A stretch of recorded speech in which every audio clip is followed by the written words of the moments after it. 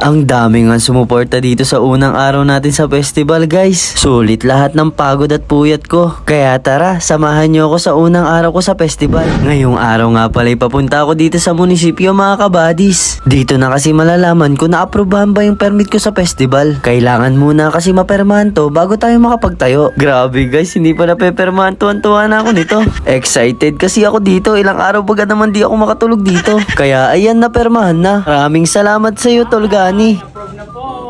Grabe mga kabadis, konti na lang makakapagtayo na tayo ng food stall. Sobrang tuwa ko nga pala dito, hindi ko alam kung paano ako magsisimula. Kaya unang ginawa ko, chinek ko muna yung pwesto ko. Tas sinukat ko, tas gumawa ko ng tarpaulin. Grabe mga kabadis, dito palang stress na ako. Buti na lang at maraming tumulong sa akin. Grabe guys, hirap na hirap baga naman ako dito sa sukat nito. Nakailang pabalik-balik na nga pala ako dito sa pwesto ko para malaman ko talaga yung sukat. Pagkatapos ko nga pala sa tarpaulin, diretso pamimili naman ako dito sa mga ingredients na gagamitin ko. Hay nako, parang ang bilis-bilis ng oras. Magagabi na rin kasi mga kabadis, kaya need ko na makapagtayo talaga. Kaya kawawa na naman tong motor ko. Basag na naman ang pula. Pagkadating ko nga pala dito sa pwesto ko mga kabadis, hindi na ako nakapag-video. Super nagmamabilis na kasi ako nito. Wala na akong time mag-video pa. Nga pala guys, located lang to sa Barangay Rizal, Liliw, Laguna. Kaya sana wag po kayo maliligaw pagpunta dito. At ito na nga, dumating na yung tarpaulin. Dito ako pinaka na-stress sa lahat. Grabe mga kabadis, ilang tao na kaming gumawa dito.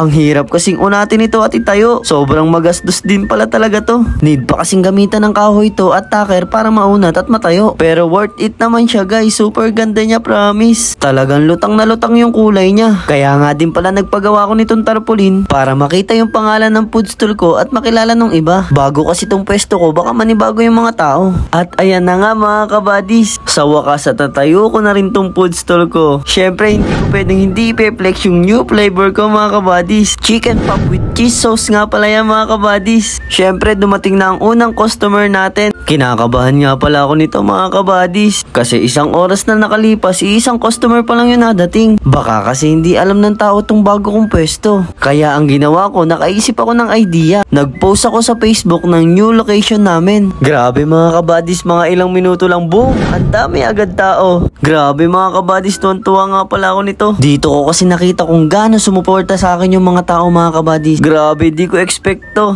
Konti lang kasi yung ginaya ko munang pagkain dito mga kabadis. Kasi nasa isip ko, baka mamaya konti pa yung pupunta. Kasi nga, di pa alam tong pwesto ko. At ayun na nga mga kabadis, sobrang pagod na nga pala ako nito. Kitang-kita na sa mukha ko yung stress at pagod na nararamdaman. Pero yung nakita ko yung sumuporta sa unang araw ko sa festival, grabe, sa totoo lang mga kabadis, tanggal lahat ng pagod ko. Dito ko na-realize mga kabadis na huwag kang matakot sumugal. Kapag gusto mo yung ginagawa mo at malakas yung kumpiyansa mo na magagawa mo, ituloy mo lang. Wala namang masama kung itatry mo Kasi walang mangyayari dyan sa takot mo kung di mo susubukan. Kaya kung may naiisip ka ng business at alam mo namang kaya mo sa sarili mo, ituloy mo lang. Sayang din naman kasi yung araw at panahon. Para naaalala ko pala yung mga panahon na nagsisimula pa lang ako. Grabe mga kabadis, ang dami nang unfollow sa akin. Kasi nga pa ulit-ulit daw yung story ko. Teka, balikan natin guys. Ito yung mga ini-story ko dati.